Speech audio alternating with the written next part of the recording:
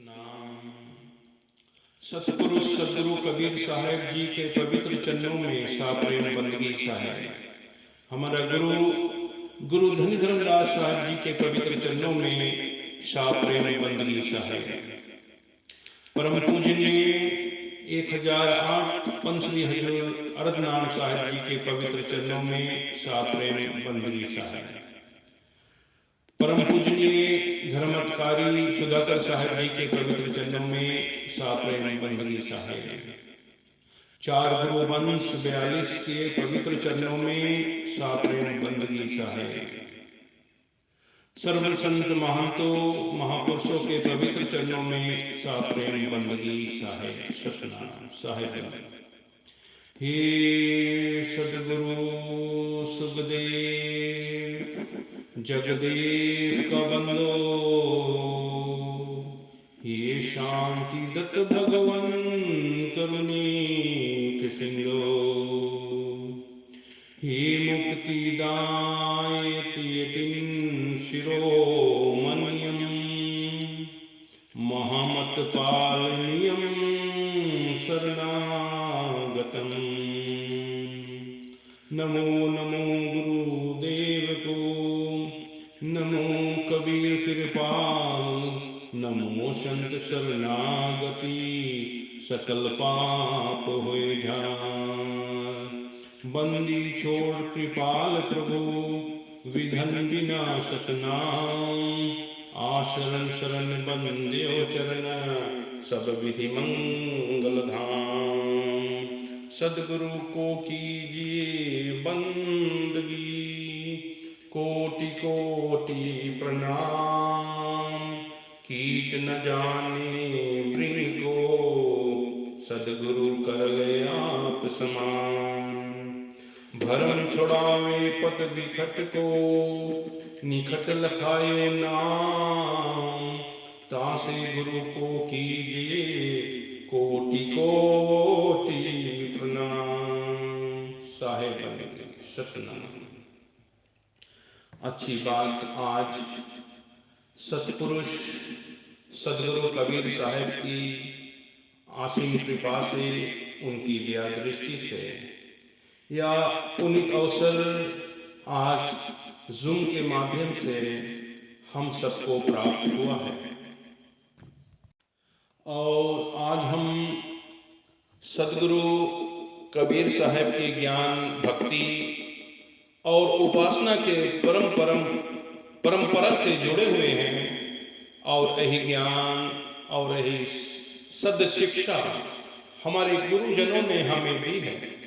इसलिए हमारे परम कर्तव्य बनता है कि उनके बताए हुए, उनके मार्ग पर चलते हुए इस संसार का मानव समाज को उसी का रास्ता बताएं, और उसी रास्ता पर चल करके हम अपने गुरुजनों का जो आशीर्वाद हमें मिला है, उस आशीर्वाद को फलीभूत करें। आज का जो प्रसंग है, इस प्रसंग में हम देखेंगे कि सदगुरु कबीर साहेब अमर लोक से ये मृत्यु लोक के मंडल में क्यों आए, और साथ ही साथ उन्होंने अपने साथ इस जीवों के लिए क्या अमर लोक से लेकर आए थे। तो आज हम देखेंगे सदगुरु कबीर साहेब क्या प्रयोजन लेकर इस मृत्यु लोक मंडल में आए थे। तो साहेब की वाणी से हम आज की शुरुआत करते हैं कि अमर लोक से हम चले आए जगत मझारा हो, नाम पांजी लाया समृत का कंडियारा हो। जीव दुखी देखा बहु सागर, ता कारण पगधारा हो। वंश 42 खाना रोपे, जम्बूद्वीप मझारा हो। दसम मुकाम का भक्ति थाड़ो, और चौका पान विस्तारो। तो सदगुरु कबीर साहेब अमर लोक से इस मृत्यु लोक में इसलिए आए कि जीव दुखी देखा बहु सागर, ता कारण पगधारा हो। ये मृत्यु लोक के जीवों को देखकर कि ये मृत्यु लोक के जीव, मन और माया और 3 गुण, इनके बंधनों में बंद कर, इसमें फंस कर बहुत ही गहन दुख सह रहे हैं और कोशिश कर रहे हैं, प्रयास कर रहे हैं कि इस 3 लोक से छूटकर कैसे हम अपना निज घर को प्राप्त करें। तो प्रयास बहुत करते हैं, कोशिश बहुत करते हैं। जो भी रास्ता अपने जीवन में अपनाता है एक जीव, वह रास्ता पे चलते हुए फिर वह रास्ता घूमकर फिर इस भवसागर में ला देता है, तो पार नहीं हो पाता है और एक सांसारिक दुखों से भी पार नहीं हो पाता। तो इसीलिए जब साहेब ने देखा मृत्यु लोक में कि जीव को कैसे ग्रस्त करता है एक काल, ये माया, 3 गुण कैसे इस जीव को एक कर्म का बंधन बनाकर और कैसे जीव को आहार करता है। तो इस बंधनों को छुड़ाने के लिए ही सदगुरु कबीर साहब आए थे अमर लोक से। तो इसीलिए साहब कहते हैं कि जब हम अमर लोक में आए, अमर लोक से जब हम मृत्यु लोक में आए, तो यहाँ पर जब जीवों को हमने देखा तो जीव तो बहुत सुखी हैं। जब अमर लोक से हमने देखा तो जीव यहाँ बहुत दुखी थे, लेकिन जब यहाँ मृत्यु लोक में आकर देखा तो यहाँ तो जीव बहुत सुखी हैं। सुखिया सब संसार है, खावे और सोवे, दुखिया संग कबीर है, जागे और रोवे।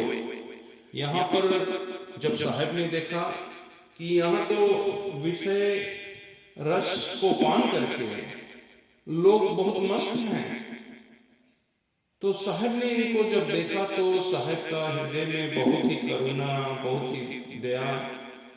इस कारण से साहब कहते हैं कि मैं रोऊं इस जगत को, मोको रोए ना कोई। तो कितना पीड़ा रही होगी साहब के हृदय में जीवों को प्रति, कि साहब कहते हैं कि मैं रोऊं इस जगत को, मोको रोए ना कोई। ये पीड़ा का वाणी है, जिसके हृदय में जीवों के प्रति दया है, जीवों के प्रति करुणा है, वही ये वाणी कह सकता है। तो सदगुरु कबीर साहब ने जब ये देखा, ये तो मन माया के विषय रस में ही डूबे हुए हैं, तब साहब ने फिर क्या किया कि साहब ने जो प्रयोजन लेकर आए थे अमरलोक से, वह क्या था? नाम पान पांजी लाया, समरथ का कंडियारा। तो सदगुरु कबीर साहब अमरलोक से क्या लेकर आए थे? नाम पान पांजी। तो यह नाम पान पांजी का भेद साहब लाए तो थे, लेकिन किसी को देने के लिए लाए थे, अपने लिए नहीं लाए थे। वह किसी को देने के लिए लेके आए थे साहब कि हाथ कोटोरा कुआं भरा, मग जोहत दिन रात, कबीर साहब उतरा चित से छाछ दिलो नहीं।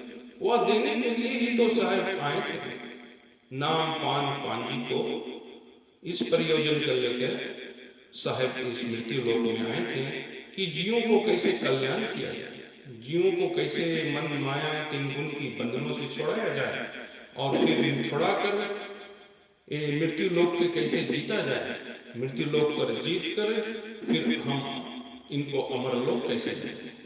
तो यह सब साधन, यही 3 चीज में सब साधन या सब भेद छुपा हुआ है। नाम पान पांजी लाया, समृत का कंडियारा। तो साहब ने क्या किया, अब ढूंढने की कोशिश किया कि कोई ऐसा पात्र मिले जिसको मैं यह भेद दे सकूं।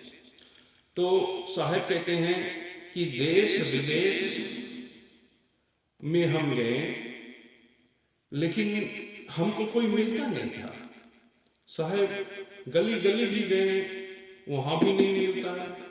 जो भी मिलता है वह गुरु के रूप में ही मिलते हैं सब। देश विदेश वो फिरा, गली गली का ठोर, ऐसा जीरा ना मिला, लेता फटक पछोड़। तो कोई मिलता नहीं, जो भी मिलता कि वह एक गुरु के रूप में ही मिलता। तब कबीर साहब को धर्मदास साहब जब मिले, तो धर्मदास साहब जी कोई बिजनेसमैन के रूप में नहीं मिले साहब को, कोई गुरु के रूप में साहब को नहीं मिले। धर्मदास एक शिष्य के रूप में सदगुरु कबीर साहब से मिले। तो कबीर साहब ने जान लिया कि यही एक परम शिष्य है और इसी को ही हम या नाम पान पांजी का भेद दे सकता हूँ, ये धर्म का पांजी में दे सकता हूँ। तो कबीर साहब ने वैसे ही किया। धर्मदास साहब को नाम पान पांजी का भेद धर्मदास को दिया और धर्मदास साहब ने उसे अपने हृदय में गांठ बांध कर रख लिया कि हीरा पड़ा बाजार में, रही झार लटकाए, और केतक मूरख पंचमुआ, कोई विवेकी लिया उठाए। तो धर्मदास साहब जी एक विवेकी हंस थे कि धर्मदास गुरु हीरा पाया और बांध लिया निज अचर। तो धर्मदास साहब जब एक नाम पान पांजी का भेद पाया सदगुरु कबीर साहब से, तो धर्मदास साहब अपने बानी में क्या कहते हैं? धर्मदास साहब जी कहते हैं कि आए हो कबीर जी हंस की दुलारे, हंस की दुलारे भक्तों के प्यारे। आए हो कबीर जी हंस की दुलारे, हंस की दुलारे भक्तों के प्यारे। कोटि भानु के प्रकाश एक रोम माहिन, ऐसी छवि देखी नहीं तीन लोक माहिन। अमर लोक अमर हंस जहाँ के तुम वासी, अष्ट सिद्धि नौ निधि माया चरण दासी। अमर हंस अमर चीर, अमृत नित पीवे, जुगो जुग करे पीड़ा, जुगो जुग जीवे। जीवन कांच बंदी छोड़ लोक से सिधावे, नाम पान पांजी देकर अमर घर पटावे। यही जान धर्मदास जी चरण लो लागी, जो जीव सतगुरु शरण आए वाहे सौभागी। आए हो कबीर धीर हंस की दुलारे, हंस की दुलारे और भक्तों के प्यारे।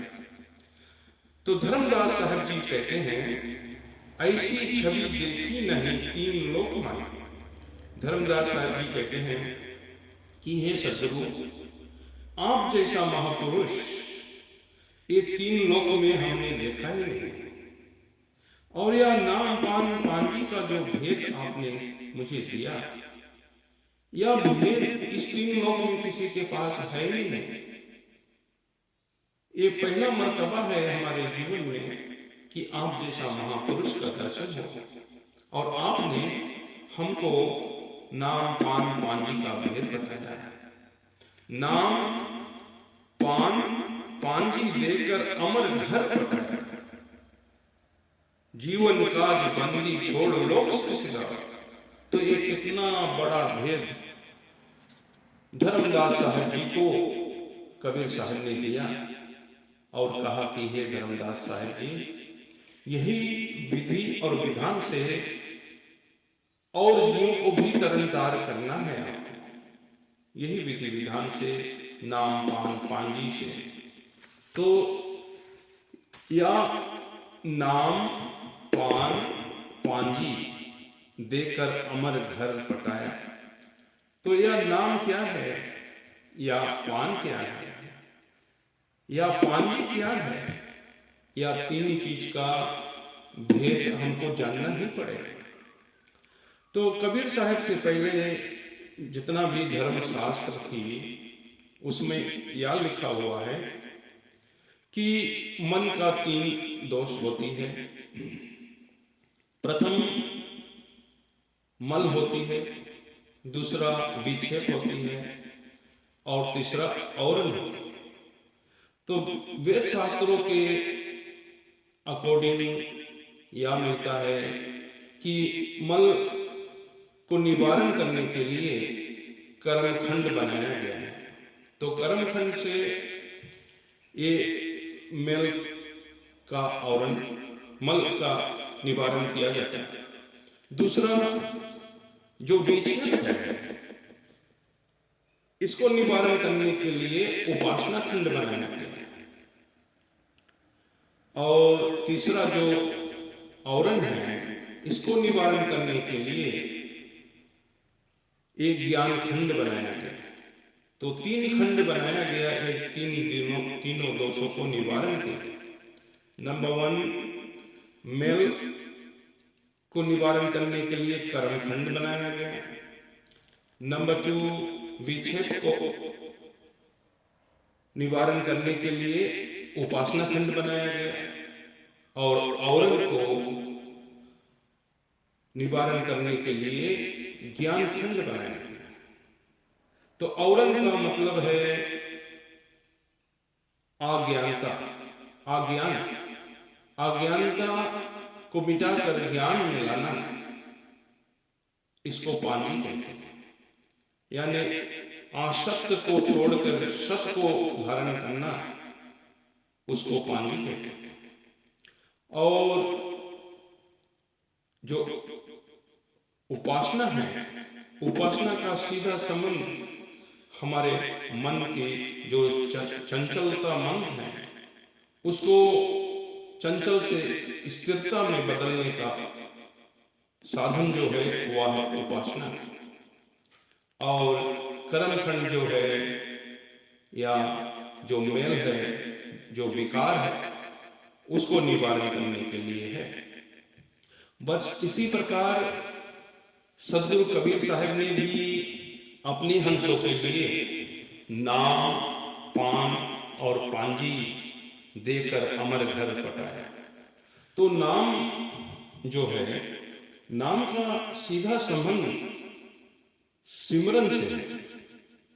नाम का सीधा संबंध सिमरन से है। नाम का सीधा संबंध तुम्हारा निज रूप से है। और जो पान है, पान का सीधा संबंध उपासना से है। जैसे हमारे पंथ में जब आप गुरु के शरणागति में आते हैं और नारियल भेंट करते हैं, उनसे पान परवाना लेते हैं, आरती लेते हैं, आशीर्वाद लेते हैं, ये सीधा संबंध उपासना से है। और तीसरा जो है पांजी, पांजी यानी मार्ग, यानी ज्ञान, उपदेश, इससे है संबंध। तो ये तीनों जो नाम, तो पहले नाम को जानना कि नाम किसको कहा जाता है। क्योंकि अगर हम नाम ये 52 अक्षरों में आती है, तो फिर कबीर साहब से पहले भी इस संसार में नाम चलती थी। 52 अक्षरों का नाम तो पूरा दुनिया में फैला हुआ था। लेकिन कबीर साहब ने कहा कि इन नामों से मुक्ति नहीं मिलेगी, क्योंकि या जो 52 अक्षर में आती है नाम, या जो धुनात्मक शब्दों में नाम आती है, इन नामों से मुक्ति मिलने वाला नहीं है। इसीलिए साहब ने कहा कि 52 अक्षर माया माही, इनमें वह नाम नाही नाही नाही।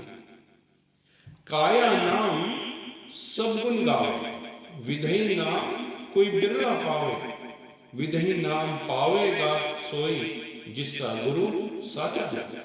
जो एक भेदी गुरु है, वह 52 से छुड़ा देता है। ये जो वर्णात्मक शब्द है उससे छुड़ा देता है। फिर नंबर 2 जो धुनात्मक शब्द है उससे भी छुड़ा देता है, और वह नाम विधि है। इसीलिए साहब ने कहा कि कोटि नाम संसार में तिनते मुक्ति ना हो, मूल नाम वह गुप्त है, बूझे बिरला कोई। वह गुप्त है। गुप्त इसलिए कहते हैं साहब क्योंकि वह नाम लिखने पढ़ने में नहीं आता है। 52 अक्षर में है संसारा, 52 अक्षर में है या संसारा, नी अक्षर से लोक पसारा। नी अक्षर को प्राप्त करना है जीवन में, और वह नाम सदगुरु लेके आए थे। अगर सदगुरु कबीर साहब ये 52 अक्षर का ही नाम लाए हैं और 52 अक्षर का ही महिमा बता रहे हैं, तो भाई सदगुरु कबीर साहब के पंथ में और दूसरों के पंथ में क्या विशेषता रह गई है? सदगुरु कबीर साहब का पहचान इसलिए दुनिया में है कि सदगुरु कबीर साहब में कुछ विशेषता है, और विशेषता यही है कि यह नाम का भेद ये संसार में नहीं था। सब 52 अक्षर में ही उलझे थे। कोटि नाम संसार में तिनते मुक्ति नाम, मूल नाम वह गुप्त है, बुझे बिरला को। वह नाम गुप्त है, वह उसको हम सार शब्द भी कहते हैं, उसी को हम सतनाम भी कहते हैं। सार शब्द विधि स्वरूपा, नी अक्षर वही रूप अनुपा, तप्त प्रकृति भाव शब्द है, सार शब्द नी तप्त विध है। तो वह नी तप्त है, वह नी अक्षर है। दोनों चीज समझना पड़ेगा कि वह नी अक्षर है और वह नी तप्त है। तो वह नाम को अगर हम नहीं प्राप्त करेंगे जब तब तक मुक्ति नहीं है। अगर हमें 52 अक्षर जो हमको प्रथम चरण में मिलता है, जब प्रथम चरण में शीश आता है तो साहिब ने कहा, प्रथम शीश होए जो आए, ता कहे पान दियो तुम भाई। तो प्रथम चरण जो होता है उसमें जो पान परवाना हम देते हैं, जो शिक्षा दीक्षा प्राप्त करते हैं, नारियल भेंट करते हैं, त्रिनर्तन संस्कार होता है, आरती होता है, चरण बंदगी होता है, पान परवाना हम प्राप्त करते हैं गुरु के चरणों में। ये प्रथम चरण है, प्रथम भूमिका है, और ये भूमिका बहुत इम्पोर्टेंट है एक जीव के लिए कि ये जो पान परवाना है या सदगुरु की भक्ति से हमें जोड़ता है, सदगुरु की भक्ति से हमें जोड़ता है। तो ये जब नाम पान और पांजी का भेद जब धर्मदास साहब को दिया, तो उसके साथ साथ धर्मदास को एक उपदेश भी दिया था कबीर साहब कि धर्मदास तुम्हारा लाख दुहाई, ये नाम पान पांजी का भेद कहीं बाहर नहीं जाए। अपना होए तो उसे दे लखाए, दुर्मति होए तो उसके रख छिपाए। या औत धर्मदास ने लिया था, कबीर साहब ने या औत धर्मदास को दिया कि इसका भेद गुप्त रूप में ही रखना है, गुप्त रूप में ही देना है। तब धर्मदास साहब ने कबीर साहब से निवेदन किया, प्रार्थना किया कि हे साहब, इस इतना बड़ा भेद को गुप्त रखना कोई साधारण बात नहीं है, बहुत कठिन है, लेकिन आप मुझे कोई उपाय बताएं, आप ही उपाय बताएं कि इसको कैसे हम गुप्त रखें और गुप्त रूप में शिष्यों को दें। तब साहब ने धर्मदास साहब को एक चौका आरती के विधि विधान दिया कि धर्मदास वह तो नियंत्रण है और नितप्त है, तो ये जो नया जीव शिष्य जो जुड़ेंगे हमारे पंथ में, तो इनका तो उनका अनुभव, उनका ज्ञान, इनका विवेक तो अभी नहीं जगा, और वह निअक्षर नितप्त है। तो वहां तक पहुंचाने के लिए और ये नाम पान पांजी का भेद गुप्त रखने के लिए तब साहब ने चौका आरती दिया, और एक चौका आरती के माध्यम से शिष्यों को सदगुरु कबीर साहब के भक्ति मार्ग से जोड़ा जाता है। तो ये संस्कार से संस्कारित किया जाता है, और चौका आरती में बहुत बड़ी लाभ है, इसीलिए चौका आरती आज प्रचलित है हमारे पंथ में, क्योंकि इसमें बहुत बड़ा लाभ है। सबसे प्रथम लाभ यही है कि चौका आरती के माध्यम से शिष्य को साहब के मार्ग से जोड़ा जाता है। यानी चौका आरती हमें साहब के पंथ से जोड़ता है, साहब की भक्ति से हमें जोड़ता है। और दूसरा लाभ यह है कि चौका आरती में जो ज्ञानी हैं उनको ज्ञान का लाभ होता है, चौका आरती में जो ध्यानी हैं उनको ध्यान का लाभ होता है, चौका आरती में जो योगी हैं उनको योग का लाभ होता है, चौका आरती में जो भक्त हैं उनको भक्ति का लाभ होता है, और जो नया है, अभी पंथ से जुड़े हैं, अभी बहुत कुछ नहीं जानते हैं, उनको संस्कार का लाभ होता है। जैसे हमारे बच्चे हैं उनको संस्कार का लाभ होता है।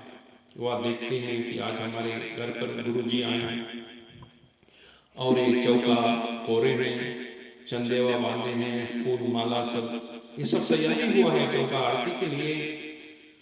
ये सब देखते हैं कि कैसे नारियल भेंट करते हैं, कैसे आरती लेते हैं, कैसे पान परवाना लेते हैं, कैसे त्रिनर्पण संस्कार होती है, तिलक संस्कार, कंठी संस्कार, ये सब संस्कार से संस्कारित किया जाता है। तो ये संस्कार जो हमको भी मिला, हम सबको मिला, ये कहाँ से मिला? हमारे जो माँ बाप थे उनके घर में हमारा जन्म हुआ। जन्म होते ही हमने यही देखा कि हमारे घर पे गुरुजी आते थे, माता पिता के घर पर, वहाँ पर चौका आरती होती थी, भजन भाव, भजन बंदगी, सेवा, दान, ये सब होती थी। तो ये संस्कार हमको मिला और हमारे माँ बाप को भी संस्कार उनके माँ बाप से मिला। फिर हमारे ग्रैंड फादर मदर जो थे उनके माँ बाप से उनको मिला। जैसे मेरे परिवार में जब भारत से लोग फिजी आए थे, हमारे पूर्वज जब भारत से फिजी आए थे, तो मेरा जो ग्रैंड मदर थी, मेरा आजी जो थी, उसके जो पिताजी था ये यूपी बिहार के थे और एक पंजाधारी महान थे। उन्होंने ही एक कबीर पंथ को लेकर ये फिजी आए थे और फिजी में आकर फिजी के वेस्टर्न में उन्होंने कबीर साहब का पंथ का प्रचार और प्रसार किया। तो वहां से संस्कार जो वह महान थे, उनका नाम महावीर मंगलदास साहब थे। महावीर सतलोक निवासी महावीर मंगलदास साहब जी हमारा परिवार के, हमारे घराना के, हमारे परंपरा के प्रथम गुरु थे फिजी में। वह एक पंजाधारी महान थे। वहीं से हमारा ये वंशज चलते आ रहा है और आज उन्हीं के वंशज में ही दो पंजाधारी महान थे। हजूर साहब जी का लाहड़तारा, काशी लाहड़तारा के पंजाधारी महंत जो 1008 पंश्री हजूर अरदनाम साहब जी का है, वह दो ही हैं और वही महावीर मंगलदास साहब का परंपरा का है। फिजी में महंत नितेश साहब जो पंजाधारी महंत हैं और यहाँ ऑस्ट्रेलिया में मैं हूँ। हम दोनों, हमारा दोनों का जो परंपरा है वह सतलोक निवासी महावीर मंगलदास साहब का है। वह हमारा परम गुरु है, हमारा प्रथम गुरु है। हम जब पैदा हुए वही आकर हम लोगों को अपने हिसाब से दीक्षा, आशीर्वाद सब दिए और हमारे माता पिता को यही कहें कि आगे चल के हमारा ये अंश हमारे पंथ का आचार और प्रचार करेंगे और वही आज साकार होकर और हम कर रहे हैं साहिब की वाणी वचन को प्रचार। और लाहड़तारा धाम जो हमारा साहिब का धाम है, वहीं पर हमारा 1008 पंश्री हजूर अरदनाम साहब जी हमको या नाम, पान, पांजी का भेद दिया और उसके बाद कहा कि आज्ञा पत्र दिया, अथॉरिटी दिया, और भी लेना पड़ा कि जाकर अपने देशों में, अपने गांव में, अपने समाज में यही नाम, पान और पांजी का रास्ता और जीवों को भी दो। नाम, पान, पांजी पाकर अमर लोग घर पटाए। ये विधि विधान आज भी हम चौका आरती के माध्यम से वैसे ही चलते हैं। हम अपना वंश 42 का आज्ञा को पालन करते हैं और उसी विधि विधान से आज हम यहाँ आचार और प्रचार करते हैं। साउथ पैसिफिक में, और नितेश साहब भी वही कर रहे हैं। तो यह जो संस्कार मिली है, ये संस्कार जो मैंने कहा कि हमारे पूर्वज जो भारत से आए थे, तो जो महावीर मंगल दास साहब जी थे, महान थे पंजाब या यूपी बिहार के थे, और इनको जो पंजा परवाना प्राप्त हुआ था, एक उस समय 1008 पंच श्री हजूर प्रकाश मुनि साहब जी थे गद्दी पर, नागवंश के, उनसे इन्होंने सब प्राप्त किया था और लेकर फिर जी आए थे। 150 वर्ष हो गए हैं। तो यह नाम पान पांजी पाकर अमर घर पटाया, यह बहुत बड़ा भेद है। ये चौका आरती के माध्यम से यह भेद दिया जाता है। क्यों चौका आरती के माध्यम से दिया जाता है? क्योंकि धर्मदास तुम्हारी लाल दुआई, सार शब्द का भेद कहीं बाहर नहीं जाए। तो ये चौका आरती के माध्यम से गुप्त रूप में शिष्य को दिया जाता है। शिष्य नारियल भेंट करता है कि धर्मदास तुम नारियल लाओ, तब सार शब्द लखाओ। तो सार शब्द गुप्त रूप में शिष्यों को दिया जाता है और उसका भेद प्राइवेटली में बताया जाता है एक शिष्य को कि सार शब्द क्या है और पान परवाना का महत्व क्या है। पान परवाना का महत्व है कि जैसे हम बाहर की यात्रा करते हैं, बाहर अगर हमको यहाँ से सिटी जाना हो तो हम ट्रेन के माध्यम से अगर जाते हैं, तो ट्रेन में सफ़र करने के लिए हमारे पास ट्रेन का टिकट होना चाहिए। अगर हम विदेश जाते हैं तो हमारे पास पासपोर्ट होना चाहिए, हमारे पास वीज़ा होना चाहिए, हमारे पास एयरलाइन का टिकट होना चाहिए। यात्रा के लिए, बाहर की यात्रा के लिए हमको ये सब टिकट की जरूरत पड़ती है। लेकिन यह जो यात्रा है नाम पान पांजी का, यह यात्रा बाहर का नहीं है, यह यात्रा अंदर का है। इसीलिए जो ये बाहर की चौका आरती है, या 3 चीज मेल विक्षेप और आवरण को निवारण कर देती है और आगे दूसरा चरण में जाने के एक्सेस देती है, रास्ता देती है। प्रथम भूमिका जो होती है वहां से दूसरा भूमिका में जाने के हमको रास्ता प्रदान करती है, क्योंकि यह चौका आरती हमारा अहंकार, अभिमान, ये सब को तोड़ देते हैं। चौका आरती के आंच से यह सबका निवारण हो जाता है। इसीलिए साहिब ने कहा अहंकार अभिमान विधारा करो घट की चौका उजिया। तो बाहर की चौका से यात्रा किधर है? घट की चौका है। और घट के बारे में भी समझाया जाता है। एक तन घट होता है, तो तन घट में क्या क्या होता है वह सब बताया जाता है।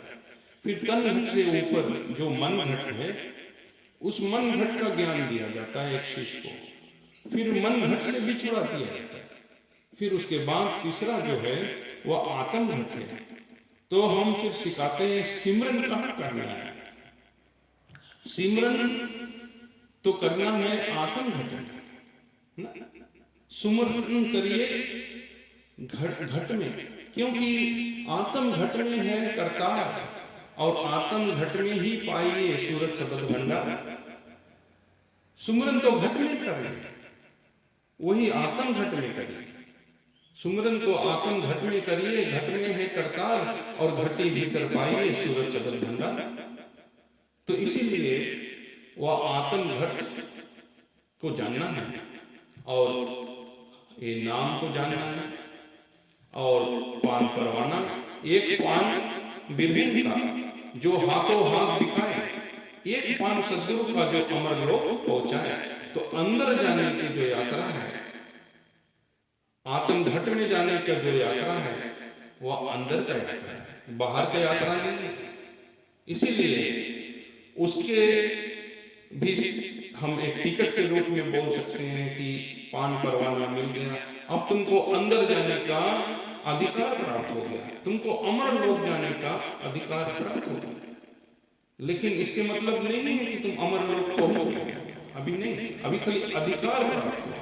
जिस तरह हम अपने बच्चों को लेकर जाते हैं, जब स्कूल पाठशाला में ले जाते हैं किंडरगार्टन में पहले ले जाते हैं, वहाँ पर हम एडमिशन कराते हैं, फिर वहाँ यूनिफॉर्म वगैरह जो भी विधि विधान है पाठशाला का, फिर हम अपने बच्चों को एडमिशन मिल जाता है तो हम फिर पाठशाला भेजते हैं। ईयर 1 कैसे शुरू करते हैं, फिर year 1 year 2 year 3 year 4 year 5 year 6 ये प्राइमरी स्कूल का एजुकेशन प्राप्त करते हैं।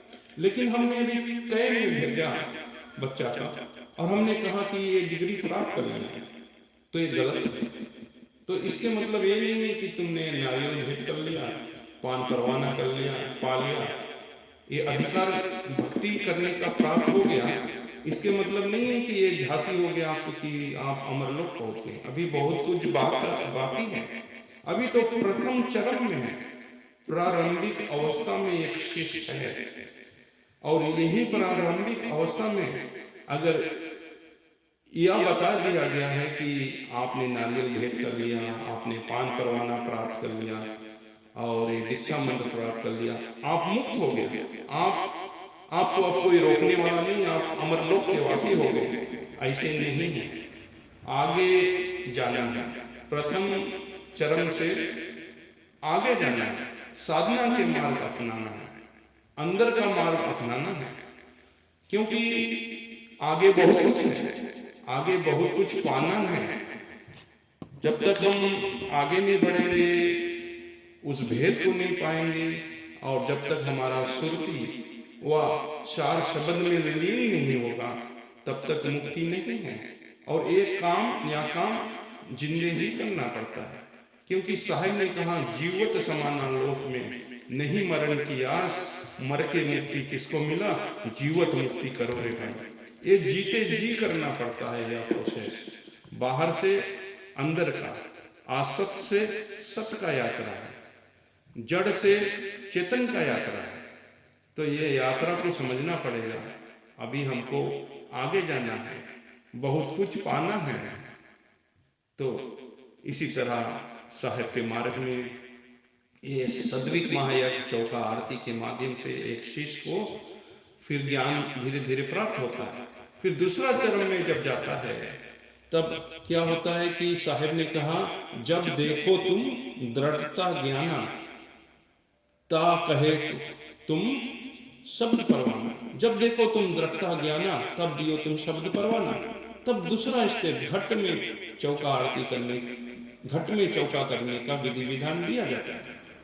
तब वह घट में करता है, घट में वह सूरत शब्द भंडार तो उसको पाता है, और घट में करने के लिए उसका विधि विधान दिया जाता है शिष्य को कि ओट कंड हाले नहीं, जिबुआ न नाम उचार, गुप्त सुमरन जो करे सोई हंस मान। वह गुप्त सुमरन है, उसमें ओट की जरूरत नहीं पड़ती, जीप का जरूरत नहीं पड़ती है ना, एक कंड वोकल कोट की जरूरत नहीं पड़ती है। वह सुरती और शब्द का खेल है, सूरत शब्द योग कहते हैं उसको। तो वह भेद को प्राप्त करना पड़ेगा, क्योंकि वही जहाज है, शब्द जहाज कबीर का, जो चढ़े वह उतरे। तो हमको मृत्यु लोक को जीतने के लिए, मृत्यु लोक को जीत कर ही अमर लोक जाया जाए। और मृत्यु लोक को आप जीत नहीं पाए तो अमर लोक नहीं पहुंचोगे। तो मृत्यु लोक को जीतने के लिए ही साहिब ने नाम पांजी का भेद दिया और कहा कि मैं कबीर बिछड़ू नहीं, शब्द मोर समरत, ताही लोग पहुंचाइए जो चढ़े शब्द की रथ।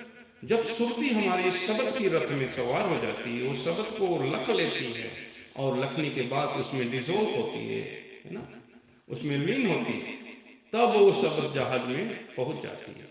इसीलिए चौका आरती में जो पांजी देते हैं, पांजी में क्या बताते हैं, चौका आरती में जो हम पांजी देते हैं एक शिष्य को, तो हम बताते हैं कि काल के माथे पांव दे, सदगुरु का यही उपदेश, और सदगुरु वहां पकड़ कर ले चल अपना देश।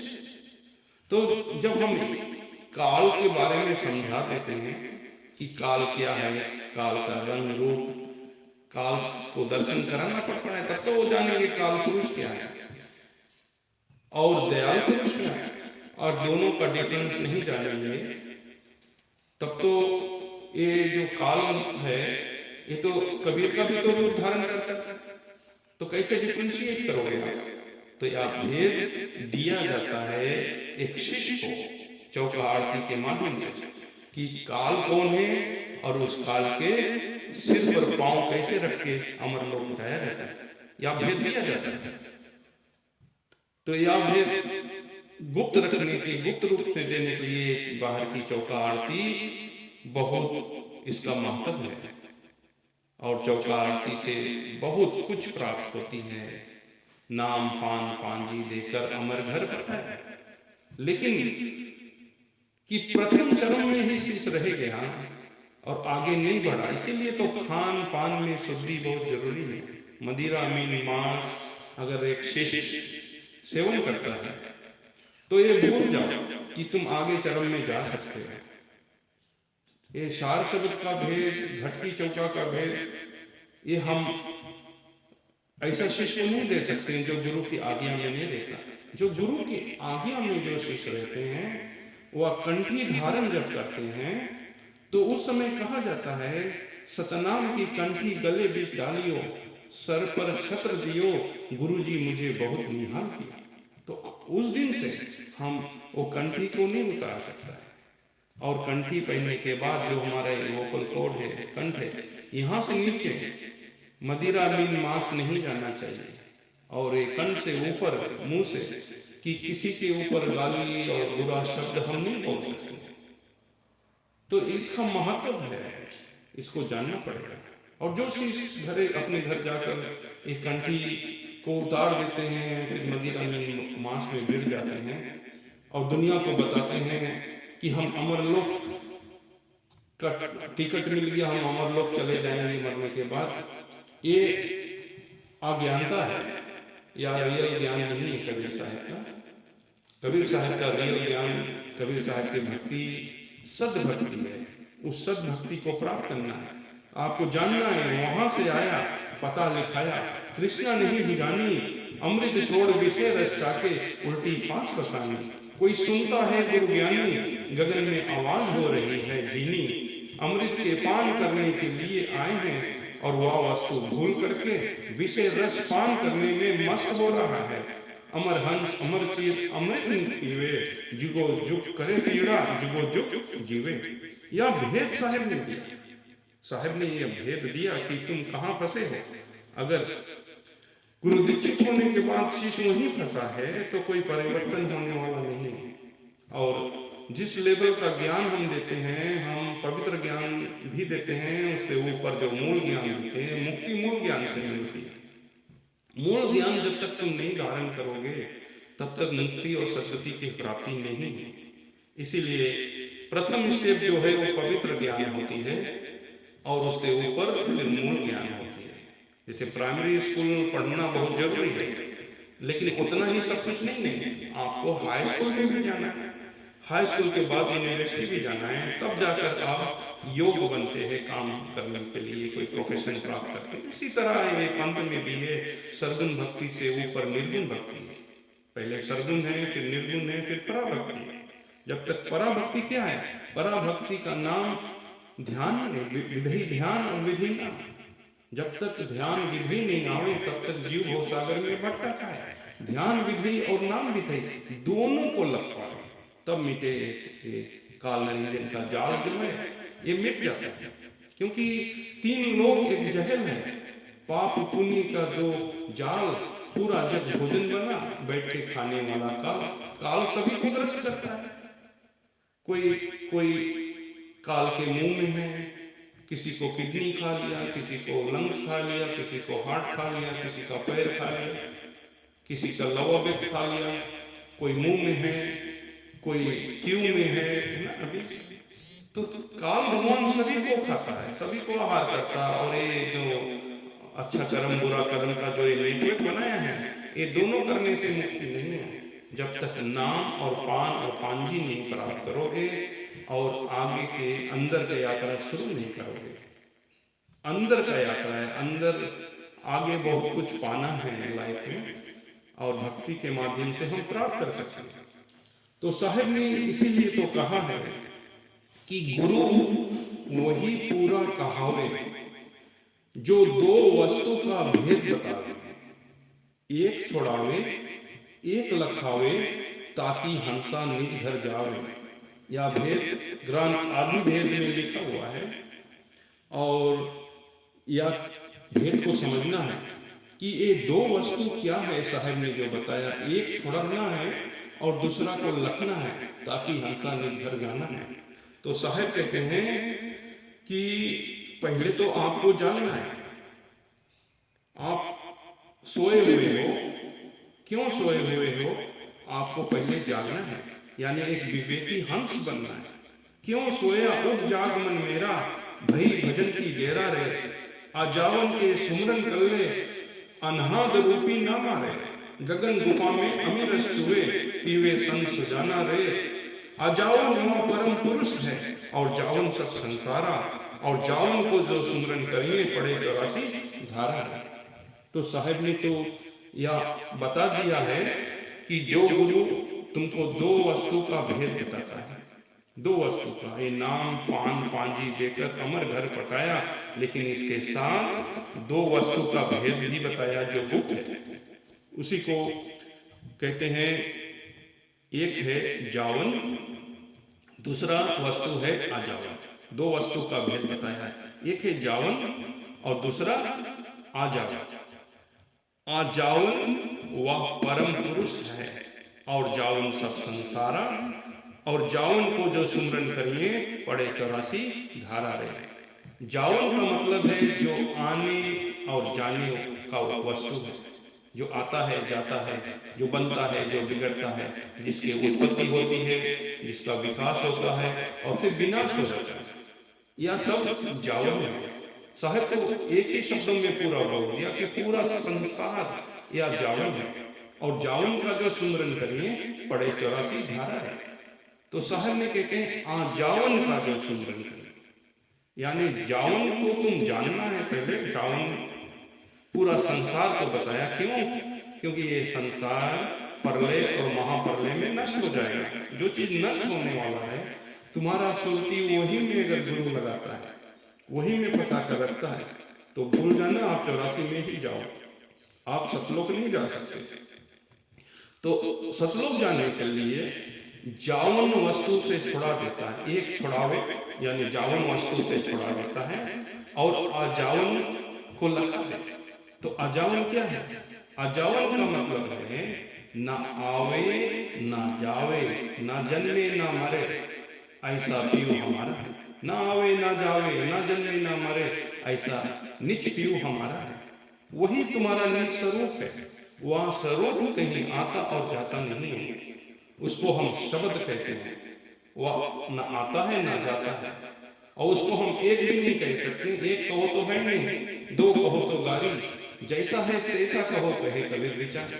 और जैसे ही हम अपना निज स्वरूप को प्राप्त करते हैं, मुक्ति किसको कहते हैं?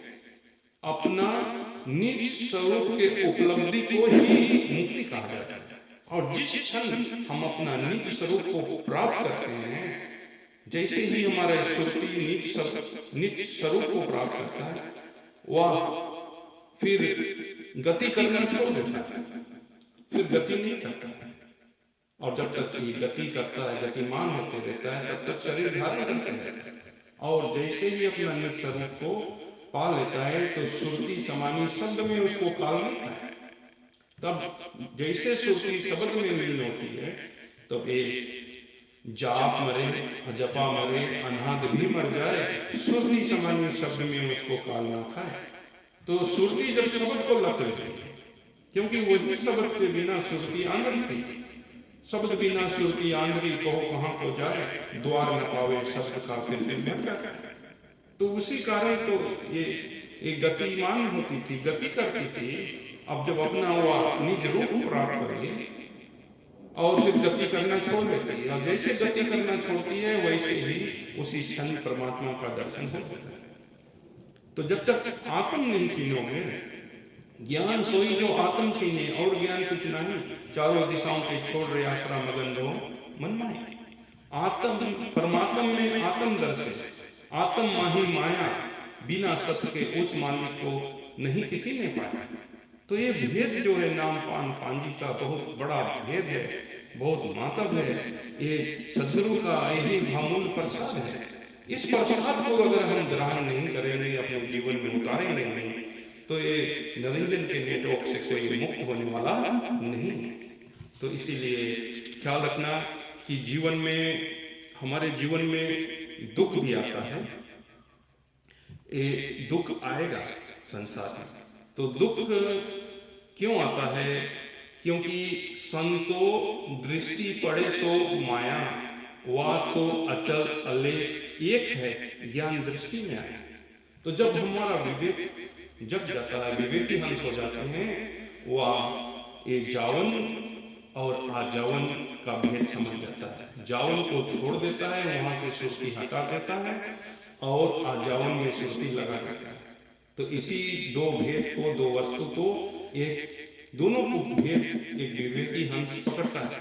जब जान जाता है तो गुरु बताता है कि अब तुम जावन वस्तु को छोड़ दो और आजावन वस्तु को में सुरती लीन कर दो। ये सिंपल है। एक बैलेंस शीट आप बना लो और हेडिंग लिख दो, एक बगल जावन और दूसरा बगल आजावन। जावन के नीचे जितना वस्तु है, जितना भी तीन गुण में आता है, उत्पत्ति होती है, विकास होती है और विनाश हो जाती है। एक साइड लिखो जावन के नीचे, और आजावन के नीचे एक ही है, एक ही है कि ना आवे ना जावे, ना जन्मे ना मरे, सतयुग हमारा। वही तुम्हारा निज स्वरूप है, वही स्वरूप में स्थिर होना, वही में लीन होना। तो इसीलिए गुरु वही पूरा कहावे, जो दो वस्तु का भेद बतावे, एक छोड़ावे एक लखावे, ताकि हंसा निखर जावे। तो यह भेद साहेब ने दिया। और साहेब ने जो बताया कि जीवन में दुख से घबराना मत, क्योंकि आपको दुख, जब तक हमारे जीवन में दुख नहीं आता है, तब तक हम वह नाम को हम नहीं प्राप्त करना चाहते। वह सतनाम, वह सार शब्द जिसको कहते हैं, उसको उधर हमारा सुरती नहीं जाता, हमारे भीतर जिज्ञासा नहीं जगता है। तो इसीलिए जब दुख आता है, तभी तो दुख में ही तो परमात्मा को याद करते हैं लोग। दुख में सुमिरन सब करे, सुख में करे ना कोई। जो सुख में सुमिरन करे, दुख काहे के होए। और सुमिरन करने से नाम का ये दुख और सुख से ऊपर उठ जाता है व्यक्ति। सुमिरन से सुख होत है, सुमिरन से दुख जाए, कहे कबीर सुमिरन करी ताहि माही समा। जो नाम को प्राप्त कर लेता है, वह स्मरण करता है ना, सिमरन करता है, तो फिर जीवन में दुख और सुख से ऊपर चला जाता है। तो बलिहारी बलिहारी व दुख की, जासो पल पल नाम रटावे, और ऐसा सुख के माथे सिल पड़े, जो नाम हृदय से जाए। हे सदगुरु, एक शिष्य विवेकी हंस यही प्रार्थना करता है, साहेब मेरे जीवन में सुख नहीं देना है। आप अगर सुख देते हो, ऐसा सुख मत देना जो हमें हमारे हृदय से व नाम से दूर कर दे। तो इसीलिए बलिहारी व दुख की, जासो पल पल नाम रटावे, और ऐसे सुख की माथे सिल पड़े, जो नाम हृदय से जाए। हमको दुख मंजूर है अपने जीवन में, क्योंकि दुख के कारण ही हम उस नाम से जुड़े रहते हैं। और सुख आता है, सांसारिक सुख बहुत मिलता है, तो हम वह नाम से दूर हो जाते हैं। तो ऐसा सुख हमको नहीं चाहिए। एक शिष्य प्रार्थना करता है सदगुरु कबीर साहब के चरणों में कि हमको वह सुख नहीं चाहिए। बलिहारी उस दुख की, जो पल पल नाम रटाए, है ना, सुख के माथे सिल पड़े, जो नाम हृदय से जाए। तो ये संसार जो है, ये माया के दुख, ये संसार माया के दुख, इसमें मत पड़ना। नाम एक साहेब का साचा, गुरु गुरु कहना सबको सहना, तन जानो काचा, नाम एक साहेब का साचा। तो वह नाम लिखने पढ़ने में नहीं आता। It's unspoken and unwritten law. बिन बोली बिन भाषा नहीं कागज पर अंक चढ़े। जब तक वहां तक एक शिष्य नहीं पहुंचेगा, उसका सुरती और शब्द को नहीं लिखेगा, तब तक मुक्ति और सदगति नहीं। और अब हम इन्हीं शब्दों के साथ विराम लेते हैं साहब की वाणी वचनों से। हम सदगुरु कबीर साहब से यही अरदास करते हैं, यही प्रार्थना करते हैं कि आप सभी के जीवन में सत्पुरुष परमात्मा का असीम कृपा सदैव बरसती रहे और सद्बुद्धि का विकास हुए और विवेक का जागरण हुए, बिना विवेक भटके फिरे, पकड़ शब्द की छाए। जहां ग्राहक वहां है नहीं, जहां है वहां ग्राहक नहीं। इसके मतलब है जोन गुरुओं के पास भीड़ बहुत होती है वहां पर वह सार नाम का भेद नहीं, और जहां पर भीड़ नहीं होती है वहां वह गुरु के पास सार नाम का भेद है। जहां ग्राहक वहां है नहीं, जहां है वहां ग्राहक नहीं। कहे कबीर बिन विवेक भटकत फिरे, पकड़ शब्द की छाए। यानी ये 52 अक्षर, धुनात्मक शब्द, वर्णात्मक शब्द और जावन वस्तु को ही पकड़ कर रहेगा। और ऐसा गुरु के पास भीड़ बहुत है, बहुत लोग जाएंगे और जो आजावन का सुमरण कराएगा, आजावन वह परम पुरुष है, उसको जो लखाएगा वहाँ बहुत लोग नहीं आएंगे। ये भी चीज़ आपको समझना है और इस ज्ञान को अपने हृदय में उतारो। साहब की जो वाणी वचन है यह स्वयं को बदलने के लिए है।